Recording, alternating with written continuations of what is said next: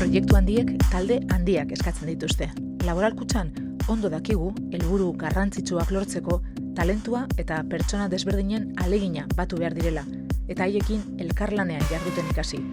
Banka kooperatibo gisa, beste pertsona batzuen esperientziak entzune ditugu, eta proiektu zoragarriak aurrera ateratzeko elkarren ondoan lan egiten dakiten beste erakundeena. Enpresaren, kirolaren edo kulturaren munduan bilatuko ditugu. Gustuko ditugun eta hobeto ezagutu nahi ditugun proiektuak eta profesionalak ezagutuko ditugu.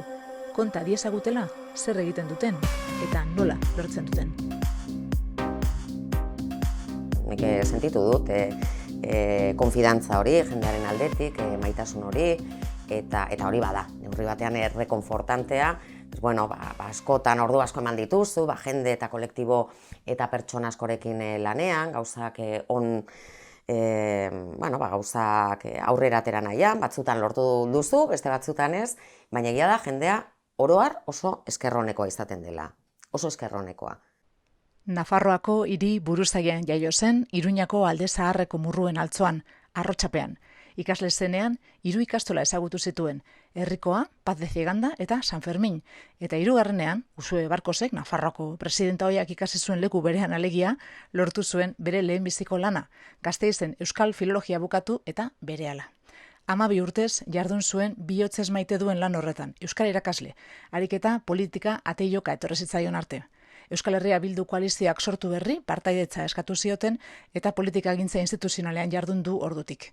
2023an, 12 urte egingo ditu Nafarroako parlamentuan, irakasle bezala egin zituenak bezain beste, eta hasieratik emandako hitza beteko duela konfirmatu berri du. Politika profesionala utzi eta bere lehenbiziko lanbidera itzuliko da. Datorren ikasturtetik aurrera, berrez izango da, Bakartxo Ruiz, euskara irakaslea. Nik uste antzekotasun asko daudela, eta nik askotan esan dut, alde batetik, eta erdi bromatan esaten dut askotan, neurri batean parlamentuan egotea, nerabekin lan egitearekin alderatuta ez dela horren diferentea. Eta batzuek parre egiten dute, baina benetan horrela sentitu izan dut, eta horrela sentitzen dute askotan. Beraz, naiz hain desentrenatuta bueltatuko hori alde batetik. Eta gero antzekotasuna handiak daude, egunero ikasi beharra, egunero gauza berrien aurrean aurpegi eman beharra, eta besteengandik ere izugarri ikastea, bai ikasleengandik eta baita politikan ere. Bakartxo Ruiz 1977an jaio zen, Iruñean, abuztuko egun batez, eta bertan, gurekin zita egin duen hiri zaharrean, Iruñan, eman ditu bizitzen karrera ikasten pasa zituen 4 urteak ez beste guztiak. Irakasle lehenik, politikagintzan gero, ez omen dira lanbide desberdinak. Nik lehen esaten nuen, satisfaktorioagoa dela segurazki ikasleekin lan egitea, emaitzak ez modu tangiblean, baina modu intangiblean, eta askotan horretaz urte asko pasala ohartzen zara, baina emaitzak badaude. Ikasle batzuk esate baterako 14 urtekin euskaraz hitzerdi bat egiten ez dutenak, eta handik urte batzutara, 10 urtera, zure ikasle hori izan diren asko, kalean topatzen dituzunean, kuadrillan askotan mantentzen dituzte, txikitako lagunak. Eta kuadrilla hori euskeraz bizi dela, edo euskeraz naturaltasunez aritzen direla ikustea, hori benetan oso pozgarria da, edo hezkuntza ibilbide, komplikatu batekin, edo momentu personal eta emozional zaila bizitzen ari baldin badira, eta nera bezaroak hori ere badauka, eta ikustea momenturen batean laguntza txiki bat emateko, edo konfidantza emateko gai izan zarela, eta horrek agian zu etzarela ohartu momentuan hain importantea zenik hitz bat, elkarrizketa bat, edo ez dakit nolako laguntza ematea, eta gero ikasle horrek berak, handik 2 urtera esate dizunean, ze importante izan zen, eta horrek txip aldaketa bat eragin zidan, ezta? Orduan, eraldaketa txikiak, personalak, eta gero, iruditzen zait, Galeanorena, gauza txiki askoren bidez ere, pixkanaka aldaketak eragin daitezke. Izan daiteke jende askorentzat txikia irakaskuntza politikarekin konparatuta. Ez ordea, gure gonbidatuarentzat oso umetatek izan du irakasle izateko gogoa, ilusioa, bokazioa. Beste, lanbide batzuetan ere badira oso bokazionalak direnak, eta nik beti pentsatu dute hezkuntza mundua, niretza da marabillarik handiena. Medikuek ere esango dute, badauka, berea ere, ez? Baina zerbitzu publikoaren ikuspegitik nerabeekin lan egitea niretzate oso satisfaktorioa da. Politika mundua baino askoz ere gehiago, zalantzari gabe. Eta, arlo guztitan bezala momentu honetan txarrak daude, baina egunero ikasten da zerbait, eta hori niretzat oso importantea da. Eta nerabeek 14-15 urtekin ezagutzen dituzunean, eta 18 urtera bitartean, hori izan da nik landu dudan edo tokatu zaidan adin franja, benetan asko ikasten da beraien gandik, eta zure buruaren gandik ere bai, nola eragin alden neurrian, berain bizitza proiektuan eta hezkuntza ibilbidean aurrera egiteko, nola sustatu eraldaketa txikiak baldin badira ere, bai hezkuntza munduan, bai metodologikoki, bai ikasleen garapenean egin dezakezun ekarpena, jakinda laguntzaile bat besterik etzarela, gurasoekiko harremanean, eta azken batean, ikastola bezalako proiektu batean ere, ekarpen bat egitea, hezkuntzaren sustapenaren ikuspegitik, gauza berri asko egin daitezke egunero, eta hori beti oso pozgarria da niretzat. Batzuk dio entzun edo irakurri arte ez dute sinisten, baina berak beti izan du garbi politikagintza profesionala aro bat izango zela bere bizitzan eta ez betiko kontua. Naturaltasun handiz bizi du trantsizio hori, bat ere dramarik gabe. Politikan batzutan, jotzen dugula. Zatera, proiektu politikoak edo beste dozen arlotan ere kolektiboak direla. Eta azkenean personek ekarpen jakin bat egiten dutela, baina oso tristea da, eta politikan hori ere ikusten da. Proiektu bat erekitzen denean persona baten inguruan proiektu horrek dituen hankak oso ahulak dira. Eta horrek azkenean jendartean eraldaketak sustatzeko eta proiektuak benetan sustraitzeko eta sendotzeko zailtasun handiak izaten dira. Eta nik horri izugarrizko balioa ematen diot, beti esaten da, beti gorako zerbait izan behar duela, proiektu gero eta horizontalagoak izan behar dutela, eta uste dut importantea dela, horretaz ongi jabetzea, inor ez dela ezinbestekoa benetan sentitzea, eta lantaldeetan, batzuetan ardura batzuk hartzen dituztela persona batzuek, baina hori azkenean adosten dela eta aldatzeko aukera dagoela eta releboak badaudela. Eta uste dute hori ez dela ohikoa politikan eta horretara jo behar dugula. Kreditu kooperatiba gisa guk ez daukagu zalantzarik. Ziur gaude politikagintzari ere on egingo liokela talde lanari garrantzi gehiago emateak. Eta maila personalean kalterik ez duela ekarriko pentsatzen dugu. Politika instituzionalak badauka bere alde ona, eta niretzat izan da izugarrizko orea jende asko ezagutu dut, asko ikasteko aukera eman dit, sentitu dut batzuetan gauza politak egin ditugula, eta neurri jendarteari begirako neurri positiboak eta aurrera ateratzeko gai izan garela, edo hor nire aletxoa jarri dudala, baina egia da, alde guztiak ez direla onak, eta nekagarria den mundua dela, presio handikoa, egunero ezin burutik kendu, gaurkotasuna, azken uneko albistearen mende bizi behar zara, eta horrek ere nekatzen du. Politikagintza instituzionalean ondo moldatzea ez da erraza. Jakin egin behar da, frustrazioarekin bizitzen, norbere proiektu politikoan nekez burutu daitekilako hasi eta buka, jakin egin behar da ardurarekin bizitzen, kontu publikoak importanteak direlako, eta jakin egin behar da ikusgarretasunarekin bizitzen. Irakaslerena bezala, hori ere jendaurrean egiten den lana baita. Nik beti esaten dut, izugarrizko sortea izan dudala. Ez dudalako halako esperientzia txarrik izan, ez zait inor etorri irainka kaletik edo kargu hartzera modu txarrean, baina egia da, jendeari aurpegi eman behar diozula, eta jendeak beti daukala zerbait esateko, gehienetan ona izaten dena. Eta, autobusean zoazela, jendeak ezagutzen zaitu, eta gurtzen zaitu, eta modu honean, baina egia da, zure bizitza pribatuaren parte bat ere horre jokoan gelditzen dela. Eta, ardura, bizkar gainean ardura hori sentitzea, ez dela erresa momentu batzuetan, beste modu batean jokatuko zenukelako, kontestu jakin batzuetan, eta ez duzu egiten, bain zuzen, etzarelako Bakartxo Ruiz jaso Arrotxapeako biztanle arrunta, baizik eta, zure izenaren atzean ere, balore batzuk egon beharko dutelako, marka bate dagoelako, eta egin dezakezuna horri ere lotzen zaiolako. Nola eraman dezaken norberak ondo presio hori? Norbere burua ezagutzea importantea dela dio gure gomidatuak. Uste dut, beti izan naizela oso kontziente, eta horrek izugarri lagundu didala, bai irakaskuntzan eta bai politikan ere. Zure buruaren ezagutza objektibo bat, ahalik eta objektiboena izatea. Orduan, hori denborarekin ere ikasten da. Ni normalean, eta ez da enaiz bat ere egolatra, enaiz, ez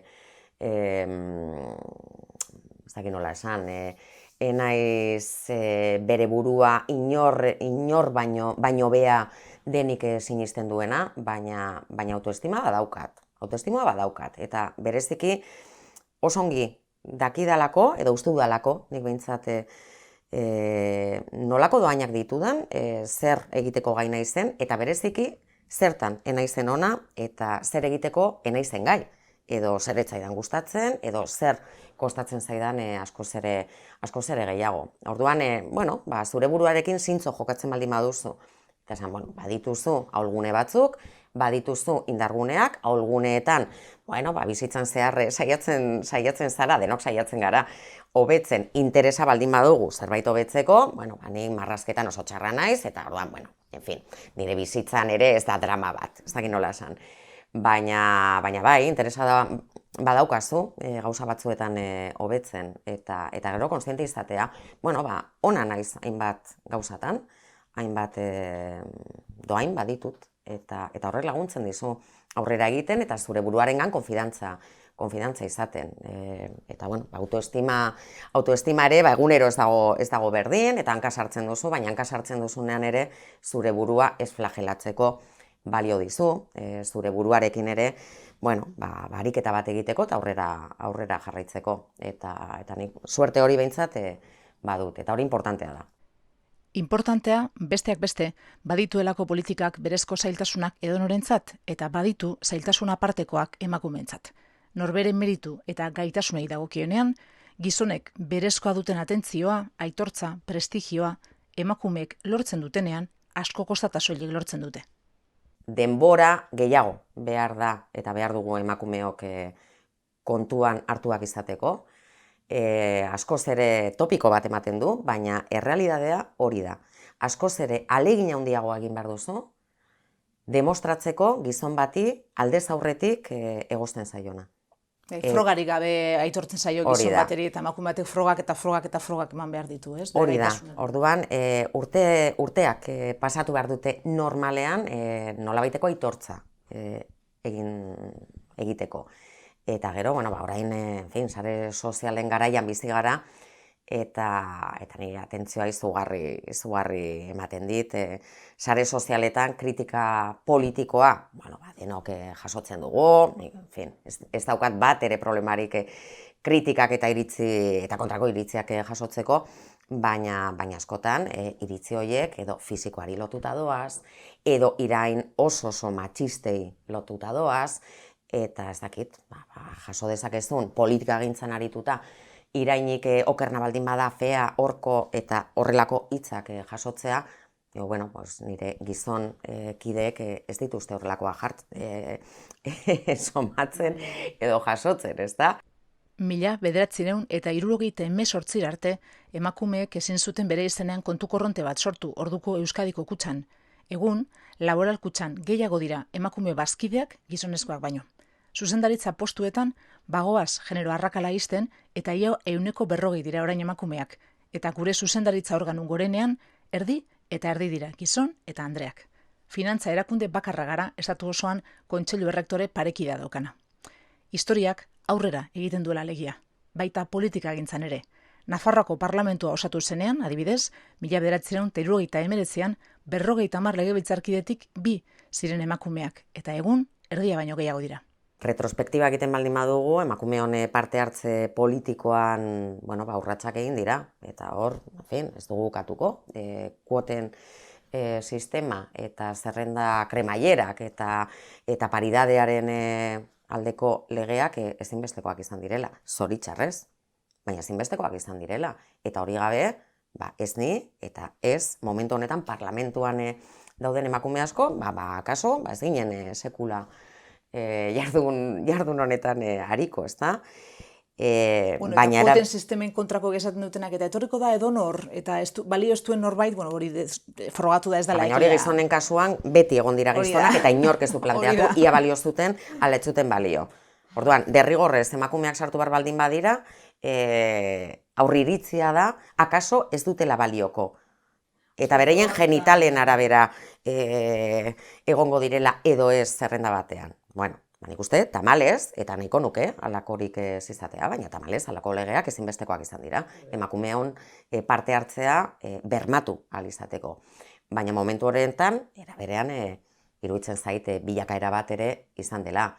Eta jendartean, herritarren erdia baino gehiago ordezkatua sentitzeko, eta gizonek ere oso ongi ordezkatu naute askotan, baina egia da, naturaltasun osoz, bilakaera horren baitan, emakumeok gero eta lehen lerrorago etortzea, eta ardura maila diferenteak ere izatea, eta gizonen parean egotea, hori naturaltasunez ikusten dela, eta egia esan, momentu honetan, uste du, lehenengo legegintzaldia dela, Nafarroko parlamentuan emakume gehiago gaudela gizonak baino.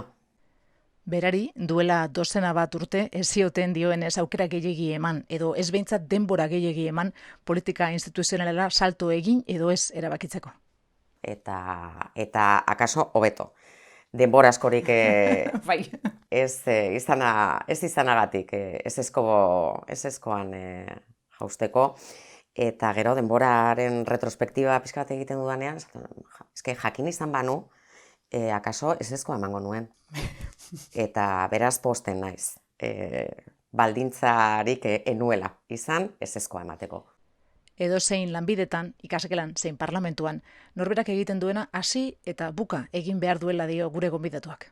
Zerbaitetan ari zarenean, edo erabateko konpromiso zari zara, edo bestela nik ez dut balio azalkeritan ibiltzeko. Eta ilusioa eta konpromisoa dituzunean, dagokizuna, tokatzen dena egiten duzu, eta bai arlo profesionalean ere esaten genuen, irakaskuntzak konpromiso handia eskatzen du. Eta ez baldin baduzu gustoko, sufrituko duzu. Orduan, sinetsi behar duzu proiektu batean, sinetsi behar duzu zure lana importantea dela eta ekarpen bat egin dezakezula. Bideo horretan, politikagintzarenean, irakasle honek zer ikasi duen jakin nahi izan dugu? Ikasi dut nire pensamenduetatik beste muturrean eta oso ideologia ezberdinetako jendearekin harreman ona izan daitekela, eta hori ere topiko bat izango da.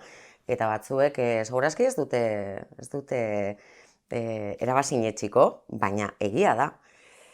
Ikasi dut akordioetara lortzeko eta gerria izatea edo ezkerra edo malgutasuna handiagoz jokatzen. Eta zuk defendatzen duzun horretatik, beste batzuengana hurbiltzeko ahalegina egiten, eta malgutasun handiagoz jokatzen, eta birplanteatzen, edo zalantzan jartzen, zuk hasiera batean oso garbi eta oso ziurtzat jotzen dituzun gauza batzuk, eta iritziz aldatzen.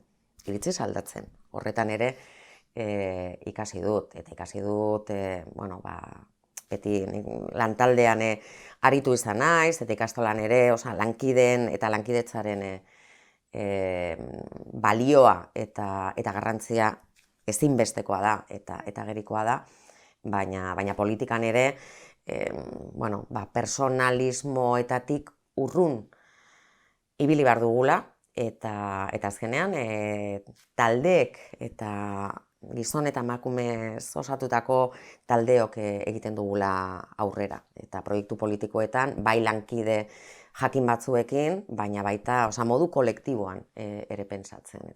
Hori guztia ikasita, itzuliko da ikasgeletara, datorren kursoan, Bakartxo Ruiz. Gogoa daukala dio, naiz eta klaseko lehen egunak, hori deno dakigu, mundu guztia urduritzen duen apur bat.